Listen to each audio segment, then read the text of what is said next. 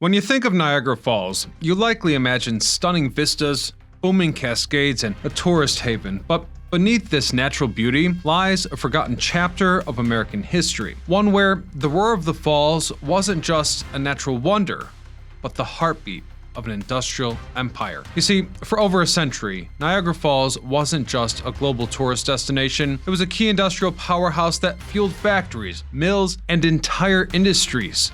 Along the way, it also turned that city beside it into a beacon of innovation and economic growth. But as industry boomed, so did the challenges, from pollution and displacement to economic decline, and in some cases, outright abandonment. So here's my question. How did a city that once symbolized progress and opportunity become synonymous with urban decay and lost potential? And what remains of that city today? Stay tuned to find out as we uncover the forgotten history of the Niagara Falls Mills District. I'm your host, Ryan Sokash, and you're watching It's History.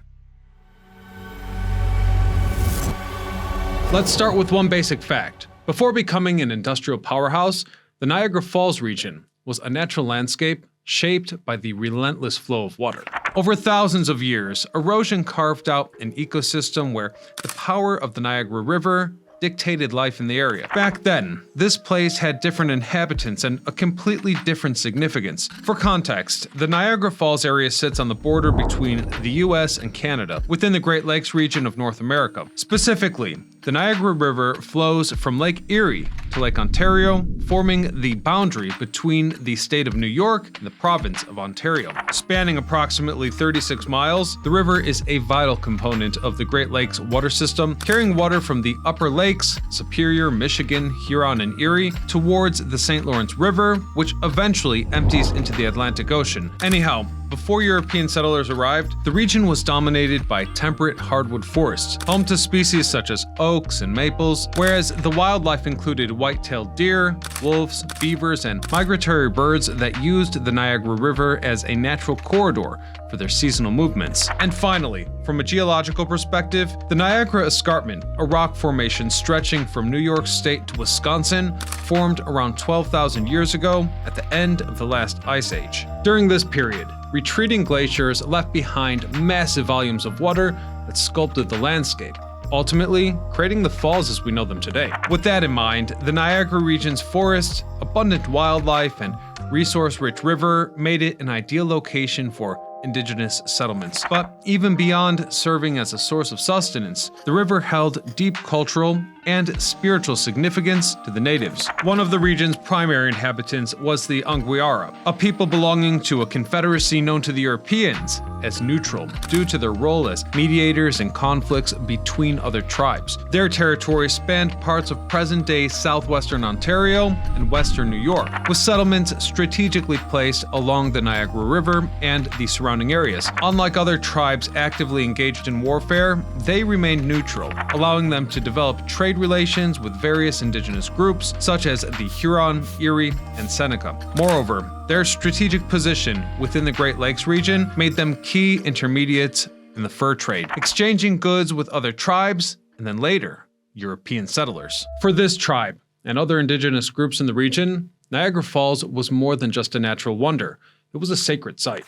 They believed that the constant roar of the falls was the voice of spirits, and that the cascading waters served as a portal between the physical and spiritual worlds. Some legends spoke of water deities inhabiting the depths of the river, and hence, on special occasions, offerings and rituals were performed to honor these entities. The falls weren't merely a backdrop of daily life. They were woven into the cultural fabric of the locals and the surrounding tribes, of course. Seasonal gatherings often took place along the riverbanks where oral histories were shared, goods were traded, and alliances were formed. And then there was the mist of the falls, considered by some to be spiritually cleansing, and thus was also incorporated into ceremonial practices, highlighting the deep reverence for nature held by these early inhabitants. Yet beyond its spiritual significance, the area also held great value as both a meeting place and trade hub for various tribes. Archaeological remains found near the river, including stone tools, pottery, and evidence of ancient campsites, suggest that the falls had been a center for travel and negotiation between indigenous nations long before European settlers arrived. However, the arrival of European settlers in the 17th century brought challenges and changes that would alter the lives of the natives forever. The first Europeans to document Niagara Falls were French explorers during the 17th century, as a part of France's colonial expansion in North America. Samuel de Champlain, a cartographer and the founder of Quebec, referenced the falls in 1604, based on Indigenous accounts, though he never saw them for himself. Even so, his description is one of the earliest written records we have. It wouldn't be until 1678 that Franciscan priest Louis Hennepin became the first European to witness and record the grandeur of the falls.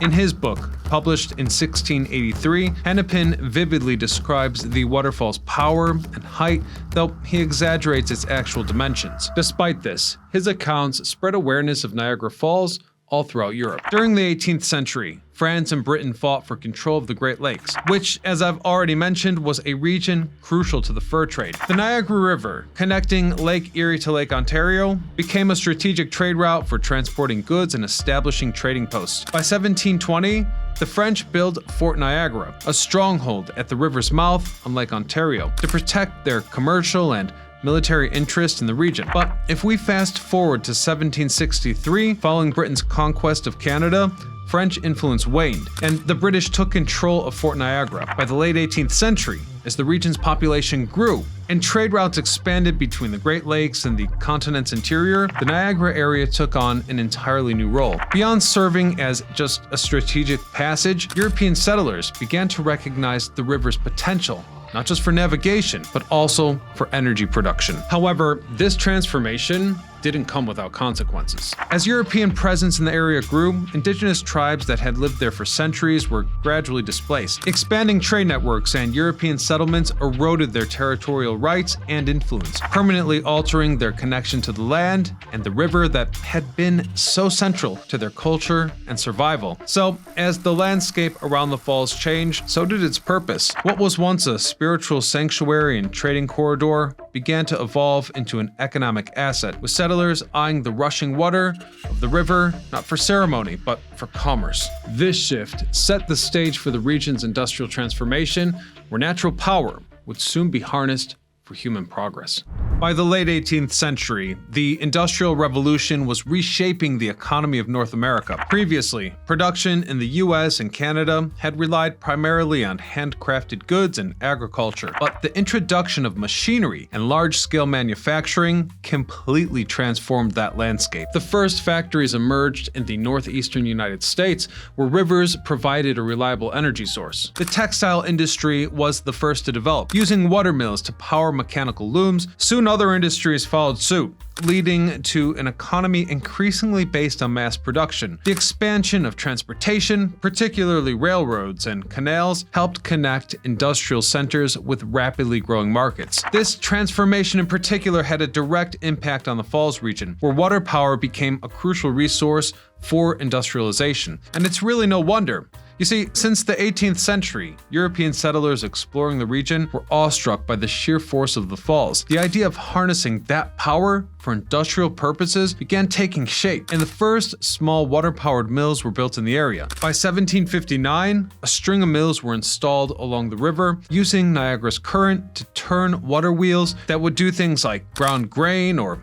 process lumber. However, Niagara's true potential as a source of energy had yet to be fully explored. In 1882, the Niagara Falls Hydraulic Power and Manufacturing Company, founded by Jacob Schulkopf, built the first hydroelectric power plant in the region. This facility operated using direct current, a system developed by Thomas Edison. While functional, DC had a major limitation though, since electricity could only be transmitted a few miles before losing significant power. The system was incredible all the same, relying on diversion tunnels that channeled water from the Niagara River towards mechanical turbines. These turbines generated power to light streets and supply small local industries. However, as the demand for electricity continued to rise, the direct current system proved insufficient for a rapidly expanding industrial landscape. The true breakthrough came in 1896 when Nikola Tesla and George Westinghouse implemented the first alternating current system at Niagara Falls. Alternating current allowed electricity to be transmitted over long distances without significant power loss, solving one of the biggest challenges of industrial electrification. The first major test of the system took place on November 16, 1896, when electricity generated at the falls was successfully transmitted 22 miles to Buffalo, New York. This milestone proved that hydroelectric power could not only supply an entire city, but also industries across the region. As a result,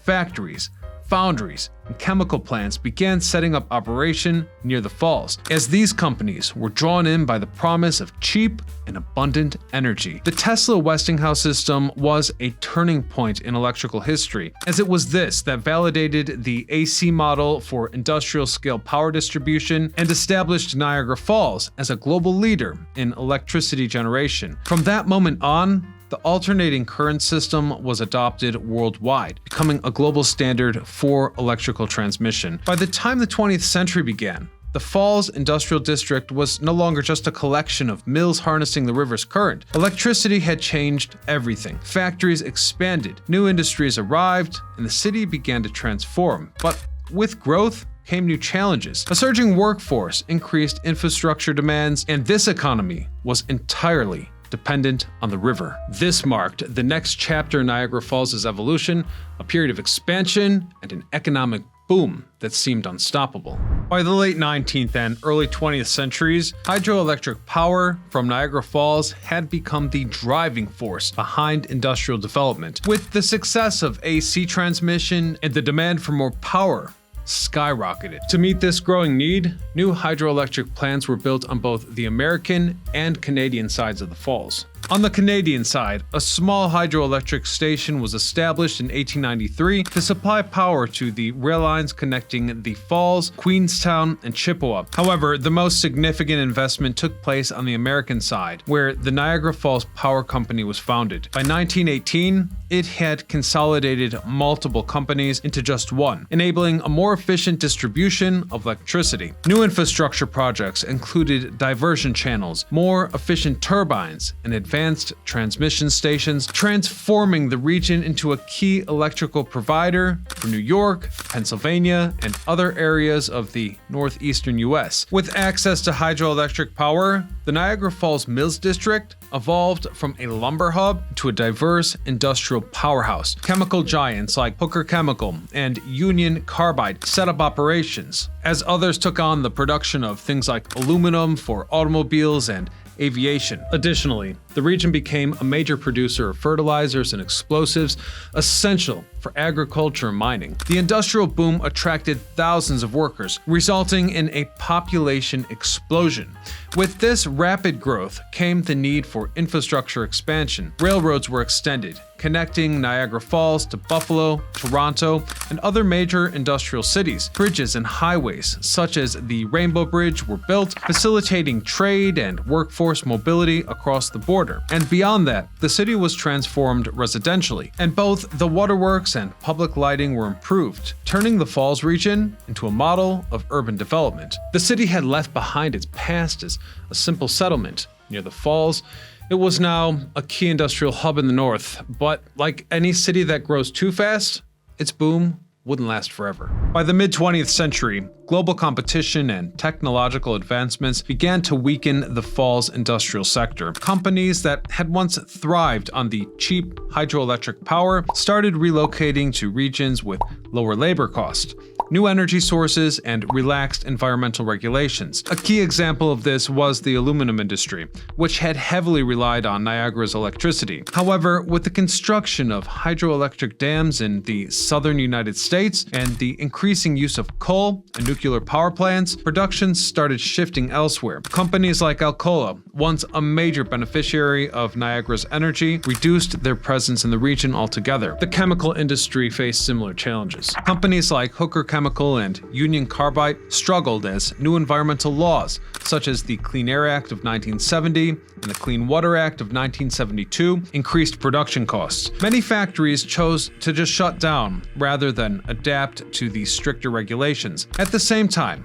Automation transformed manufacturing as well. After World War II, factories began adopting assembly lines and computerized machinery, reducing the need for manual labor. As a result, thousands of workers lost their jobs, and the population started to decline. By the 1970s, many of the factories that had defined the district for decades either shut down or drastically reduced production. The departure of key industries triggered a chain reaction. The local economy collapsed, unemployment soared, and the city entered a period of decline. As industries shut down, numerous buildings were abandoned and fell into despair. Former textile mills, chemical plants, and metalworking shops stood empty, doing little more than gathering rust and debris. But it gets worse. The once thriving working-class neighborhoods built around these industries suffered from depopulation and urban decay as well. The factories shut down, people left, and the city began to change, but the problem wasn't just economic or social.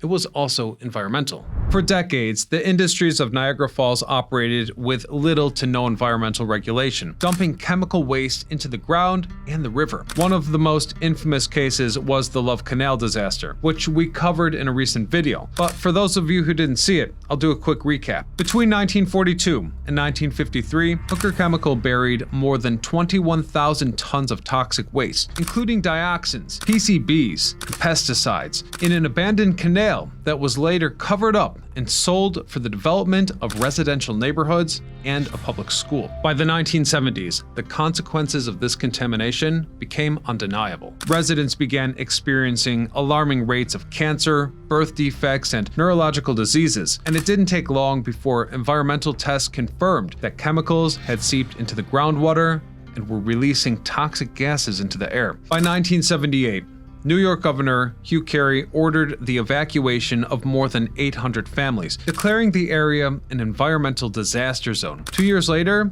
in 1980, President Jimmy Carter signed a federal emergency declaration, leading to the relocation of over 1,000 additional families, and considering the seriousness of the situation, the president went a step further, labeling Love Canal as the first site to be included in the Superfund, a federal program dedicated to cleaning up hazardous waste sites. But Love Canal was just one example. As factories shut down and abandoned infrastructure fell into neglect, the region's industrial pollution became more visible. Decaying buildings became hazardous waste sites, with chemical residues leaking into the ground as other debris piled up in the streets and vacant lots. This was not a pretty picture. The snowball effect took on. The economic problems got worse. Unemployment continued to rise, and population loss led to even further urban decline. Entire neighborhoods were left empty, with abandoned homes and shuttered businesses. With little investment in infrastructure, what was once a thriving industrial district, a symbol that was not entirely unique, as economic collapse had hit many cities across the Northeast. However, Niagara Falls didn't disappear entirely. Over time, efforts to revitalize the city emerged, leveraging its history, infrastructure, and above all, its greatest natural asset, the falls.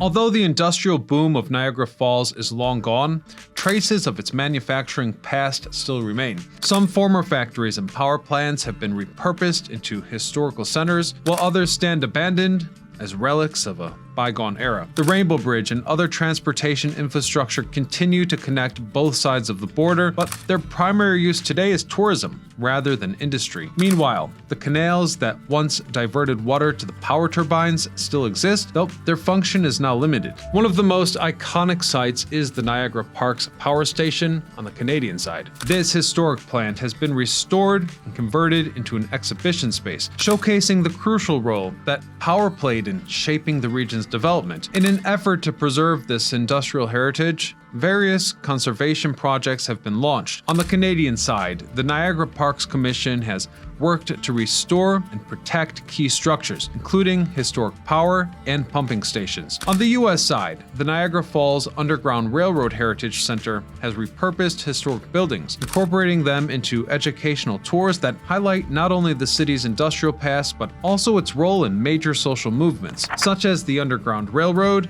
and civil rights. Another major initiative has been the reopening of the Tailrace Tunnel, an underground structure that once diverted water to power generating turbines. Today, visitors can walk through the tunnel, experiencing firsthand the engineering marvel that helped transform Niagara Falls into an energy hub. In recent decades at least, Niagara Falls has reinvented itself, leaving behind its industrial roots to become a destination where history, technology, and tourism intertwine. However, the abandoned factories and industrial ruins scattered across the city serve as a reminder that the falls were once much more than just a natural wonder. They were a symbol of industrial power and national innovation. And that'll do it for today's episode, but a special thanks from the bottom of my heart to our Patreons for making this video happen. You guys are the best. Otherwise, until next time, I'm Ryan Sokesh, signing off.